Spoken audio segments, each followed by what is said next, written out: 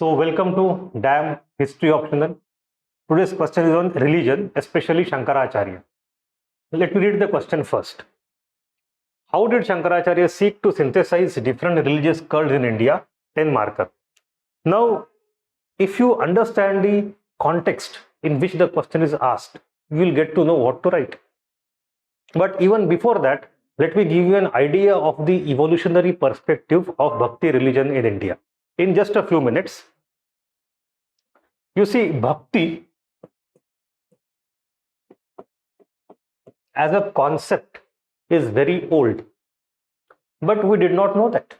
In the British era, when the colonial historians started to dig into India's past, they came up with multiple theories of the emergence or origin of Bhakti in the 19th century and even in the early part of 20th century. Somebody said it is the idea that has come from Christianity to India in the 12th century. Madhva, Ramanuja, etc. people came in contact with the West, and the Christianity has an idea of love. From there you got Bhakti. Now this thing is completely debunked now. Then someone said Bhakti for the first time emerged in Buddhism, in Mahayana Buddhism for Bodhisattva, and then Vaishnavas, Shaivas, etc. copied it, imitated it. Again, that idea is also debunked now. We know that it is not true. Then somebody said Bhakti emerged to be important when the Muslims had come to India on the political level, the advent of Islam as a political power, in two senses. On one sense, Islam brought the idea of brotherhood and equality, so it was imbibed in Hinduism also, or Islam posed a challenge and threat. So to stop that, you had to unify all the people at the level of Bhakti. So either as a challenge or as an inspiration, but still the Islam became the factor. So the source as Christianity, source of Buddhism, source of Islam, all these theories were tried. And to some extent now they are all discarded because we know the origin of Bhakti is very old. The most important work in this domain is done by R.D. Bhandarkar. R.D. Bhandarkar, in his brilliant exposition that was published somewhere in Strasbourg or somewhere in Europe, I think 100 years ago, where he proved that Bhakti as an idea is at least as old as Upanishads. The word for the first time appears in Shveta Upanishad. So now that thesis is gone. But then there is something else which is called as Bhakti movement. Now Bhakti movement is a little different thing. It is a social movement of people coming together who worship the same personal God with the intense amount of emotional energy. The Bhakti movement started for the first time in South India, and that also we know at Alvars and Nayanars. Am I right? In the era of Pallavas, in the 7th and 8th century, and we have names of them, a lot of them, and they came from various backgrounds. They started Bhakti movement. Now, almost contemporary to them, we also have Shankaracharya. Shankaracharya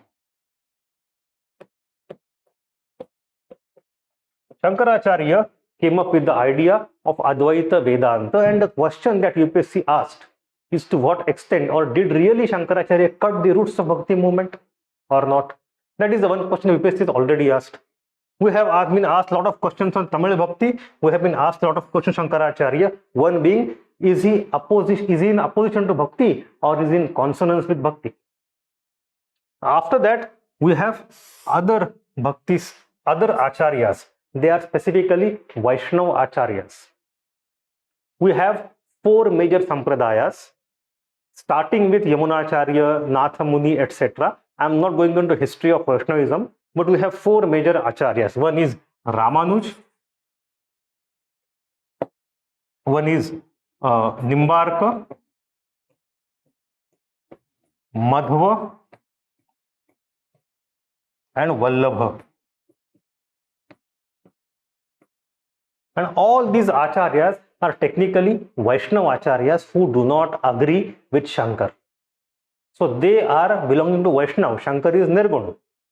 And they try to fit in Vishnu's idea in Vedantic idiom, Vedantic framework to still prove that the ultimate God is Vishnu and not Nirguna. So Ramanuja comes with Vishishtha Advaita.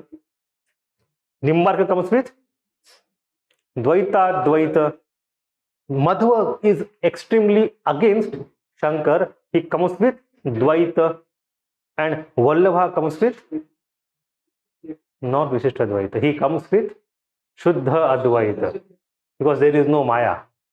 He says even Maya is actually Leela, creation of God himself. But anyway, you have these four things. Parallelly, from Alvarnagar, you also start going towards North India. Firstly, you go to Karnataka, you have Veerashaiva. From Karnataka, you go to Maharashtra, you have Varkari movement and lot of saints. There is a long list of saints in that. Jnanadev Rasila Paya Tuka Dhala Se Kalasa. And then you go to Gujarat, you have Narsi Mehta and all, on which UPSC asked a question from Padma Puran. Utpanna Dravide Bhakti Karnatam Vruddhimagataha Sitak Kinchita Maharashtre Gurjaram Jiranatam Gataha. Similarly, you also have one other line in Nabhadasa's Bhaktimal, where he says, Bhakti Dravida Upajo Layo Ramanand Prakat Kiya Kabir ne Sat Deepa Naukhand. So again, both this Padma Puran story, actually not Padma Puran, it is very famous in Bhagavad Mahatmya.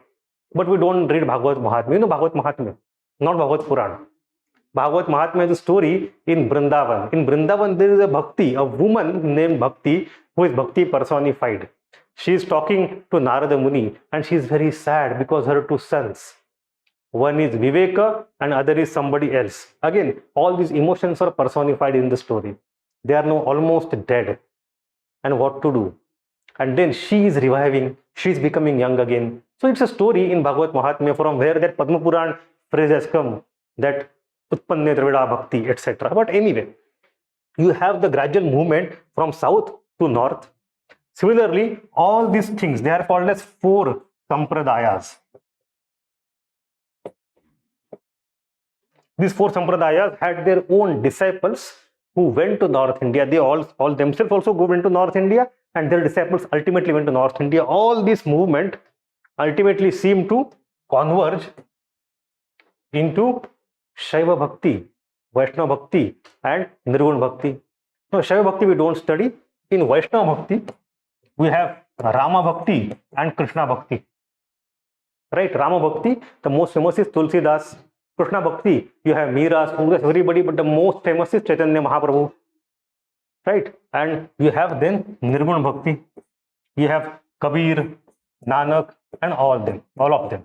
So this Nirgun Bhakti, if you ask me, actually is very close to Shankaracharya. And all this Vaishnava Bhakti is continuation of these four sampradayas. So we have this entire evolutionary story of 1000 years. This story may there be. To what extent it is historically accurate, to what extent it is not accurate, that doesn't matter. Look at the areas from which the questions can be asked in this paper. One area is, let me change the color over here, the features of Tamil Bhakti in Alvarnagar, point number 1. Point number 2, the contribution of Shankaracharya, 2-3 dimensions are there on which you can have 2-3 questions. Point number 3, you can have Shankar versus Ramanuj. Ramanuj was the first major Vaishnava Acharya who tried to go against Shankar. He tried to accommodate both Shankar and Bhakti in Vishishta qualified monism. So you can have third category of question. The fourth category question, Madhva. Madhva took Ramanuja's thought further. To what extent he could do that, to what extent he did do that. Question number 4 or theme number 4. Theme number 5, look at all these acharyas collectively. What has been their major contribution to Bhakti movement as a collective force, not individual, but Brahman, Vaishnava acharyas. That is next. Then you come to Veerashaiva movement. UPSC asks a question this year itself, number 6. Then dimension number 7, you have a question of Varkari movement, but Varkari movement question inexorably connects itself with the rise of Maratha state. Across all the Bhakti movement, only 2 Bhakti movements could lead to the emergence of state. Varkari movement and Kabir, the Sikh state. So we have to understand the special importance of that kind of Bhakti. That is dimension number 7. Then you have this Vaishnava Bhakti. Now the question of dimension number 8 would be Sagun versus Nirgun, Vaishnava versus Nirgun, differences, comparison, social radicalism, etc. Next dimension, the types of Nirgun Bhakti, their social contribution specifically in the realm of social radicalism. Next question, Bhakti movement as such, especially Vaishnava Bhakti and its contribution to art and literature. In case of Vaishnava, especially it would be performing arts.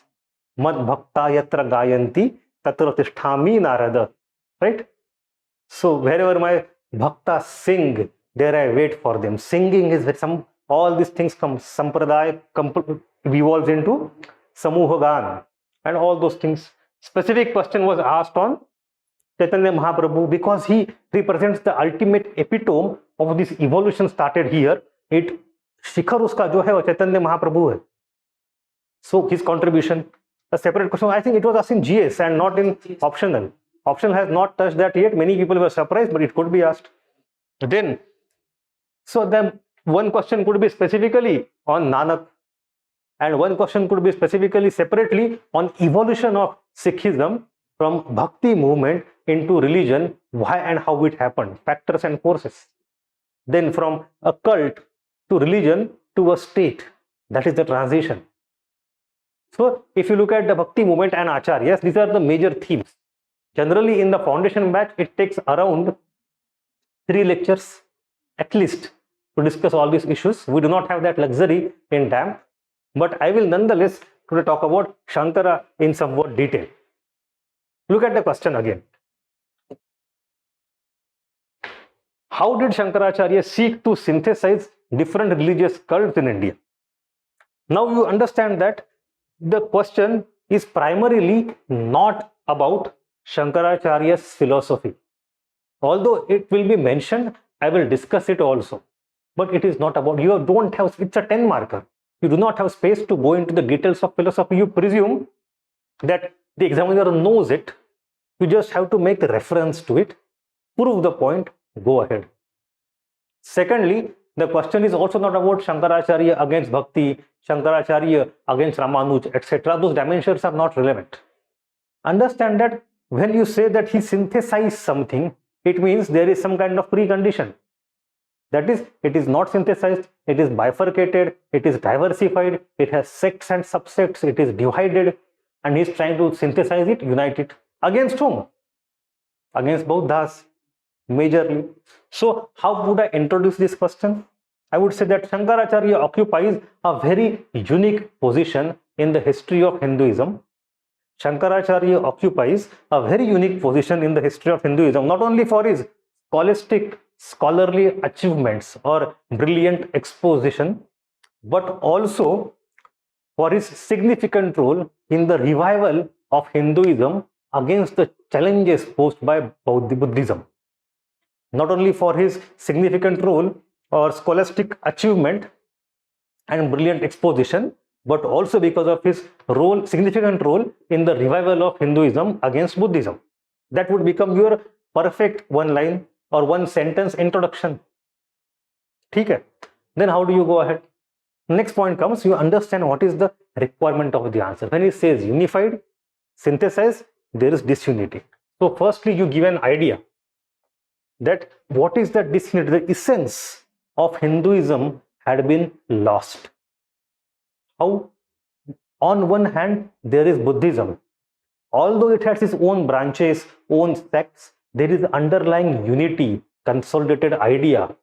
On the other hand, we have division or greater diversity of Hindu sects and Hindu philosophies also. Now, this point most of you have not touched. The diversity has been there in sectarian form. Yes, Shaiva, Vaishnava, Ganapatya, Tantra, all of them are there. At the same time, you also have diversity in the philosophical thought. Mimamsa, Vaisheshika, Sankhya, Nyaya, etc.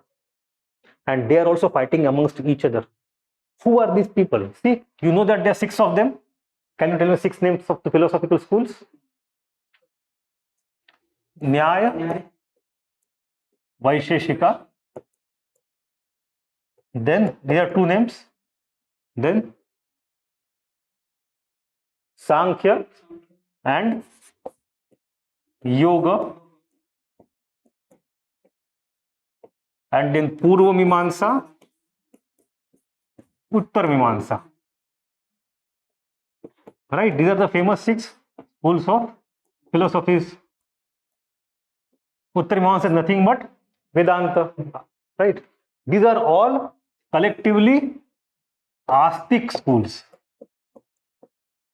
And on the other hand, in opposition to them, we have Nastic schools. Now, what is the difference between Astic and Nastic? We have Buddhism, Jainism, Lokayat, and other. What is the difference between Astic and Nastic? Some people think Astic believe in God, Nastic doesn't. It is wrong. Buddhism has its own God. Jainism has its own God. Right? Maybe the role of God is different, but they are there. Astic and Nastic difference. Astic believes in Vedas as the source of authority. Nastic do not believe in Vedas as the source of authority. Main difference. So the point is that Buddhism, see, Lokayat was already gone by that time. Jainism was there, but it was never a very prominent force to challenge entire Hinduism. It was always there, but not so big, great in number. Buddhism became almost pan-India, and it started settling all these schools. Buddhism also had its own branches, own schools, Vijnanavad and all different things, but they were having fundamental unity of thought. On the other hand, in these 6 Astic schools, there is hardly any unity. They had diverged onto multiple paths. So first task in front of Shankaracharya was to synthesize these schools of thought. Bring some kind of unity in all the Astika schools so that once they are united, they can stand firmly against Buddhism. And the second point, which most of you have mentioned, is you have sects like Shaivism. In that you have Pashupat, Kalamukha, Kapalika, Aghori, all of them, many subsects. You have Vaishnavism. Now, Vaishnavism had not been that developed yet. At that time, we have the main pre-Ramanuja phase of Vaishnavism, which is called as Pancharatra and Vaikhanasa. But let us not go into the details of that, that from Mathura till Ramanuja, you have in that 1000 years, what was the phase of Vaishnavism, how it evolved, the 5 heroes and all those things. It is not required for this question, but Vaishnavism had many subsects. That is the point. And then we have Shakti. You also have Ganapati or Ganapatya, a very important sect. Today we don't recall that. We have people who worship Surya, Surya Pujaka. So multiple sects, subsects. So Shankaracharya's second thing was to unite all these sects also. So once we say synthesize, it means synthesizing all these, as some of you have correctly said, Puranic sects, the blue one are Puranic sects, and also synthesizing all these Astika schools. Now you understand the challenge, and then challenge Buddhism. And these philosophies, they had been evolving for a long time. They had drifted apart for a long time. They had started to hate each other also in some cases. If you read the debates, they don't go together. They sometimes they agree, sometimes they vehemently don't. They guard their identity with jealousy. Now what to do? So Shankaracharya's task was to bring ideological unity. The first point, see, I had explained in so much details, you have to write only single point. Shankaracharya for the first level or for the first time attempted to give ideological unity to all the divided Astika schools so that they can stand firm against the Nastics led by Buddhism. Full stop. One single line. But how did he do that? That you now understand. How did he do that? He first of all started to emphasize on the points uniting them. Emphasize commonalities.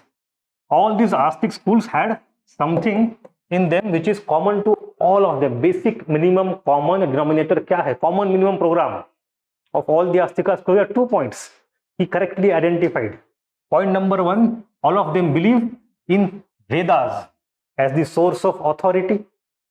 And point number 2, all of them believe in the Upanishadic ideal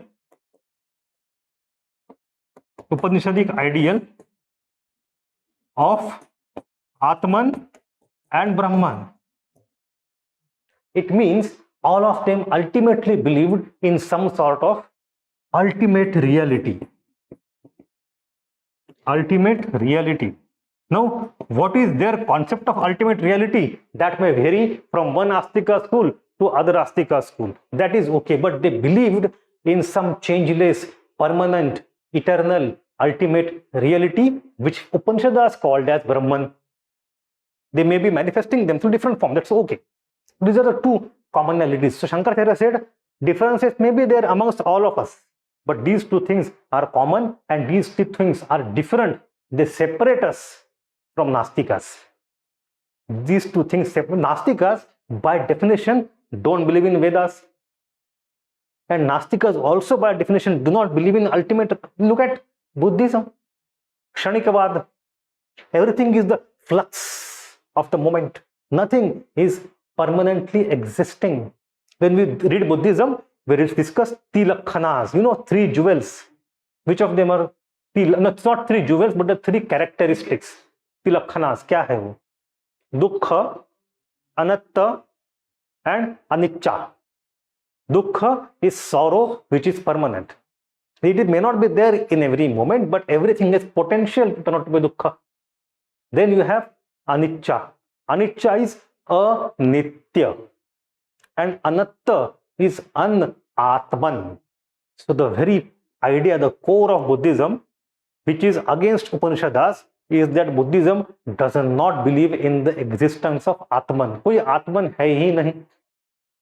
And there is nothing permanent, anicca, anitya. Nothing is nitya. It's all in flux, moment to moment. And to explain reincarnation, therefore, it brings in the idea of pratitya samutpada, a very complicated dharmas and all those things, nidanas, etc. Don't go there, but understand that Buddhism does not believe in the ultimate reality. So these are the two things which bring all Astikas together and separate them from all Nastikas. So Shankaracharya said, देखो, हमें ये तो common है. Let us all come together. But he does not stop there. He goes one step beyond. He doesn't only underline the commonality between them and differences with the other. He also tries to systematize all the philosophy. So there is systematization of Upanishadic philosophy. Now, if you have read Upanishads, पढ़े आपने उपनिषद? नहीं, कैसे होगा? The smallest one, Mandukya, 12 stanzas. Isha Upanishad, 18 stanzas. ओहो, ठीक है, चलो. Chandogya is a very good Upanishad. Katha, Prashna, all of them are fantastic. I don't know, if you're interested, let your exam be over, become an IAS, but at some point of time in life, you must read Upanishads. They're cryptic. They're difficult to understand, but they are fantastic. Anyway, the point is that Upanishads are not written by one person at one place at one time. They are like rainforest. They have multiple ideas in them which are not consistent. There is not necessarily internal consistency of thought. So if you pick and choose according to your wish, selectively, you can bring out any opinion out of them, because they are not supposed to be some unified system of philosophy. It is some people who try to do that much later. You have, first of all, someone called as Badarayan. Badarayan wrote, what did he write? Brahma Sutra. And then the next phase come by Gaudapada. Gaudapada wrote a Karika of Mandukya Upanishad called Mandukya Karika. And then comes Shankar, who stands on the shoulders of his predecessors like Badarayan and Gaudapada, and he writes a commentary, Bhashya and Tika, on 3 important things. Firstly, Badarayana's Brahma Sutra, 1, and then Upanishads, completely. So you have Upanishads, and thirdly Gita. So writing a commentary on Upanishads, on Badarayana Brahma Sutra, and on Bhagavad Gita, these three things are called as Prasthanatrayi, basics of Indian philosophy. Prasthana Trayi, Trayi is three. Eka, Dvika, Trika, Trayi, anyway, Trayi. So my point is, how did Shankaracharya systematize philosophical thought, which is so random, not random, but unsystematized in Upanishads? Firstly, he depended on the predecessors of him who had already started to take steps in that direction. Secondly, he wrote commentaries on all these things. And thirdly, then he chose actually, what did he try to prove out of all this? He tried to prove that there is something called as Advaita Vedanta. Advaita Vedanta. And according to Shankaracharya, it is the most evolved, most consistent, most internally coherent and logical school of philosophy or thought system, which can subsume within it all these other Astika schools. What did he say? He proved that all these other Astika schools are nothing but extension of Advaita Vedanta, and if you keep on logically arguing within any other Astika school, at the end of it, you will automatically reach Advaita Vedanta. That logical process was completed by him. So what was there earlier? Subsects and sects and schools of Munder Matir Bhinne, right? हर दिमाग की बात अलग अलग है. Shankaracharya went Vade Jayate Tattvabodha. So when Vade Jayate Tattva, what was the Tattvabodh that he derived out of it? And Bodhe Bhasate Chandrachuda also, but that's a different thing. So that was Tattvabodh was for him Advaita Vedanta. Every school, if extended, reaches Advaita Vedanta only. That he proved with every logical step. So how did he prove it? That is none of our concern in this question, because we are history optional students. We are not the students of philosophy optional. Had we been students of philosophy optional, then we would go inside Advaita Vedanta. We do not need to go here. It is none of our concern, but still, I will do it somewhat for you for a moment, just to give an idea of what Advaita Vedanta is. Just for a few minutes. See, they are simple things. The books he wrote, like Viveka Chudamani is the perfect example of his exposition of the idea of Advaita Vedanta. He talks of very simple things. Firstly, he says that there is Atman and there is Brahman, individual soul and supreme being, they are nothing but one. So Atman is equal to Brahman. The second point is that if there is any difference that you don't see Atman as Brahman, then it is because of your ignorance. So he calls it Maya or Avidya or Avarana. That you see the reality which is actually one in one way, that is conventional, that is Vyavaharika, conventional reality, Vyavaharika reality, in which everything is different, the way you see today, right? And then you have ultimate reality, which is Paramarthik reality. Now, if you understand that ultimately everything is Atman equal to Brahman, then it's good. But generally we don't, because we have Avidya, Maya, ignorance. What does Kabir say? Maya maha thagani hum jani. Tirguna phas liye kar dole, बोले मधुरी बानी. सुना है? ठीक है. हो कबीर दास का भजन सुने भैया. हिंदी में ही बोल रहा हूँ. माया महा ठगनी हम जानी.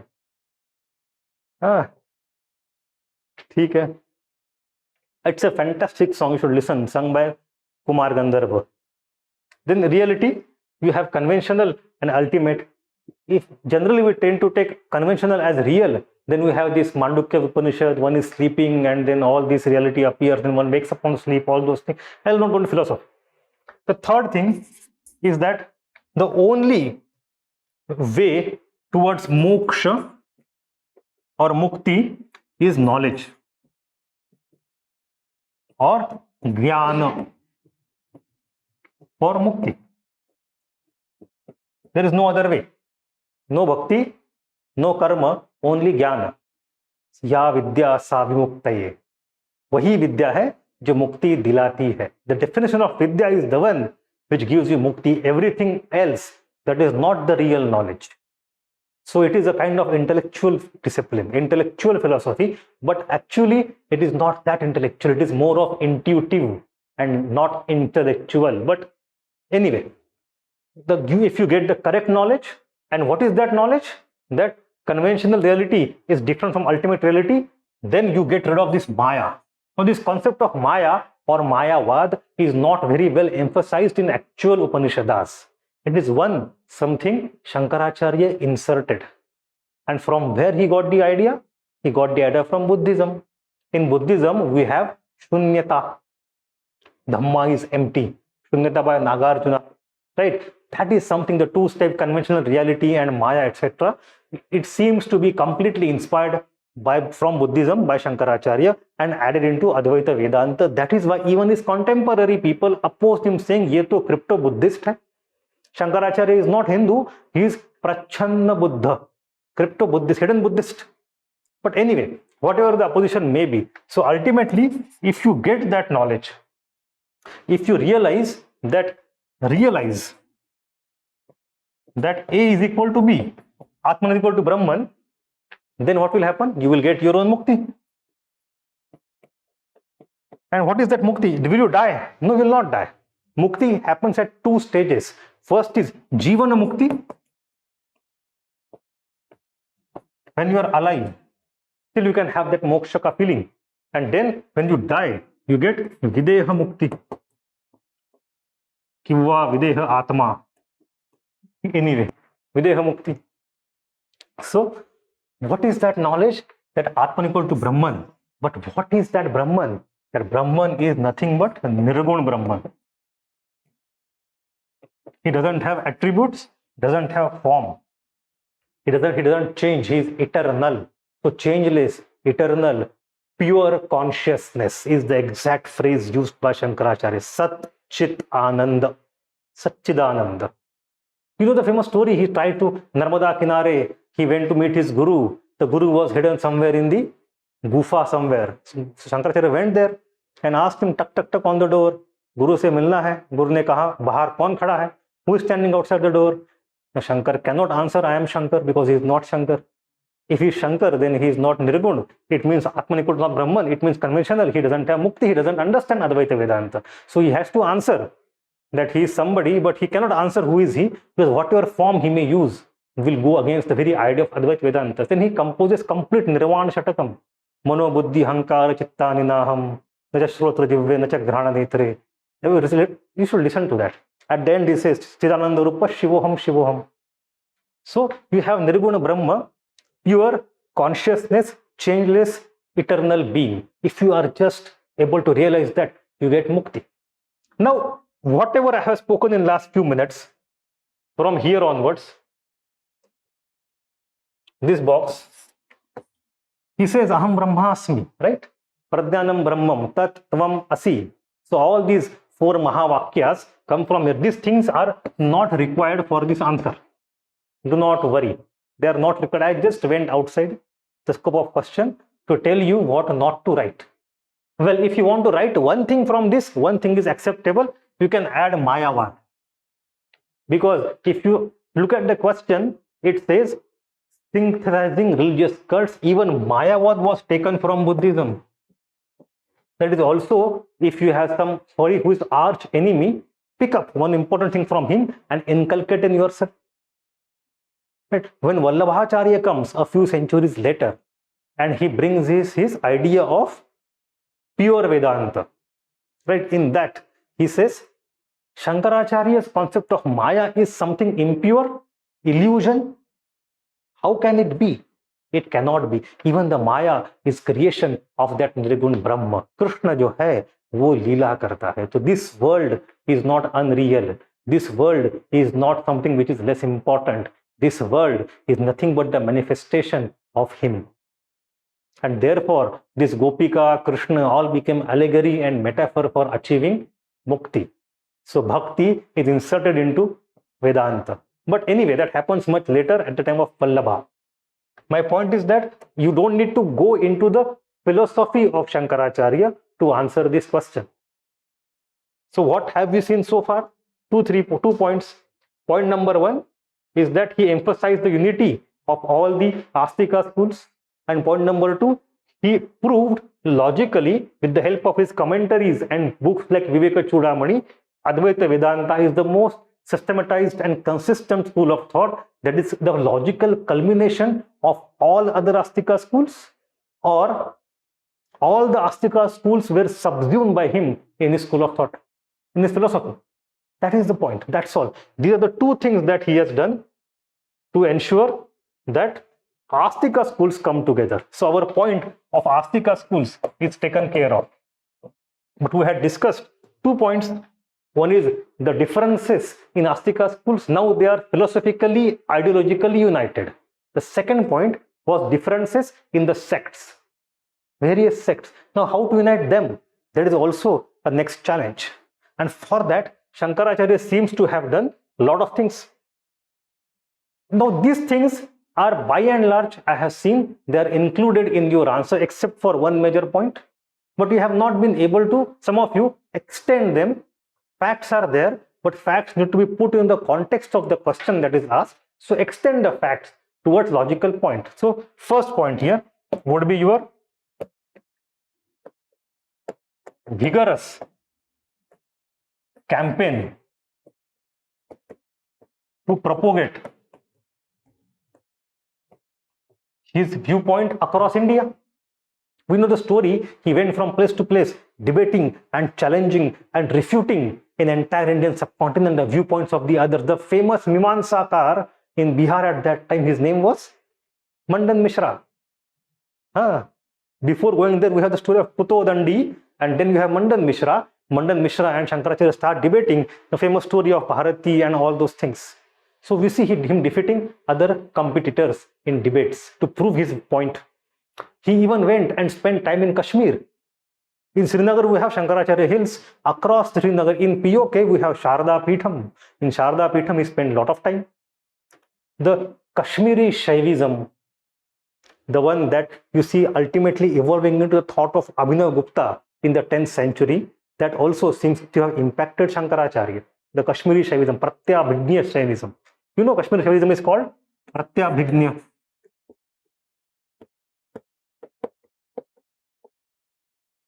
Anyway, let us not make it a class of religion. Come back to Shankaracharya. The second point is how he inculcated all the Puranic sects into Vedantic thought. Right? Because generally we have some historians claiming that Puranas and Vedas are different. Well, they are different. And they also claim Puranas stand in opposition to Vedas on certain thought processes. But the other historians say Puranas are extending the thoughts of Vedas into the domain of common people and amalgamating, assimilating non-Aryans into Aryan folds. So whatever that may be, is it sacrifice based or bhakti based, doesn't matter. We have a lot of Puranic sects, Shaivism, Vaishnavism, etc. So first of all, Shankaracharya tried to converge all of them into his Nirgun Brahma. How? You see, he approved of idol worship at the conventional level. He knows that there is only and only Nirgun Bhakta, Nirgun Brahma. So when you have idol worship, you have Sagun Brahma. But he said, okay, at conventional level, for common people, it is allowed. Secondly, he even starts Panchayatan Puja of Smarta Parampara. You have the 5 sects, Shiva, Vishnu, Shakti, Ganapati and Surya. All of them were put together. Don't fight, come together. We'll worship all of you. Smarta Panchayatan Puja. That is what he started. Then you have the tacit approval, not open, but tacit approval of bhakti. See, Shankaracharya is a smart fellow. He does not say no. He doesn't Murti galat hai, nahi. Vishnu, Shiva galat hai, nahi. He will go into Murti's thought, into Bhakti thought, into Vishnu and Shiva's thought. Ultimately, he will extend that thought even further to prove the point. देखो, ultimately आप वही जा रहे हो जो मैं पहले से बोल रहा था. Nirgun Brahma. So he seems to have done that for many. If you see Govinda, we have Bhaja Govindam, Govindam Bhaja Mudamate, Samprapte Sannidha Sakale, Nahine Rakshati Ruddhum Karane. Right? So Govinda Ashtak, we have Upadesha Sahasri, the very famous one. Upadesha Sahasri, in which you have Shiva and Parvati in the first half. You see a lot of tantric ideas coming. So Shaivism, Tantricism, Bhaja Govindam, Govinda, all these things. Even Parvati is given a very important role in Upadesha Sahasri. So Shiva, Vishnu, Shakti, Parvati, all of them were combined ultimately by him into his Nirguna Bhakti indirectly. So we have Puranic sects being combined into one. Next point. Not only at the sect level or cult level, you also have at the level of people. At the level of people, in that very, okay, I just made a mistake. The book of Shiva and Parvati is not Upadesha Sahasri, that is Saundarya Lahari. That was my mistake, sorry. Saundarya Lahari is the book. In Karnataka, we have every year some recitations of it also. Saundarya Lahari, it's a very famous book. Saundarya Lahari. The Upadesha Sahasri book is about this point.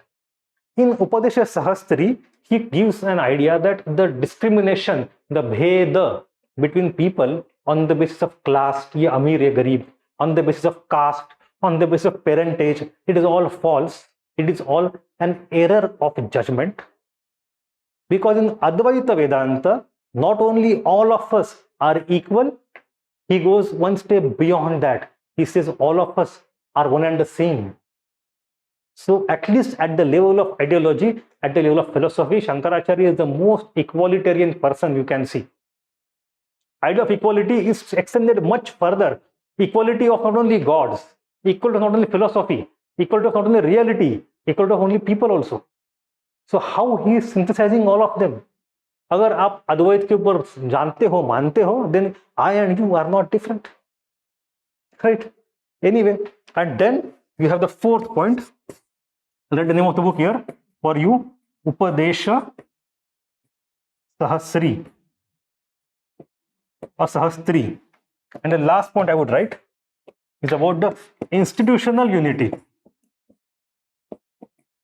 or synthesis. There, this point I think all of you have written correctly. You have two important things. First, in the map of India, you have 4 Amanya Mathas. You have Sringeri Math, then Dwarka Math, then Badrinath and Govardhan Math. So 4 mathas in the 4 corners of India for the spiritual unity of Indian geography. Plus, you have establishment of the order of ascetics, the sannyasis, which is called as Dashnami sect. You know, akhadas, etc. All these akhadas are started by originally Shankaracharya. So you have not only the mathas but also bhikkhus. This idea also is somewhat like Buddhism. I am not saying it is inspired by Buddhism, but these tools have also been used by Buddhism in the past for its propagation of ideas. So he created what? Institutional basis also. So these are the additional points we will write. Apart from the unity of the Astika schools at 2 levels, commonality of points and extension into Advaita Vedanta, then you have vigorous campaign to propagate ideas. Example, the debate with Mandan Mishra of Mimamsa school. We have Puranic subsumption, idol worship, Panchayatan Puja and tacit approval of Bhakti, and you can give some names like Bhaja Govindam, etc.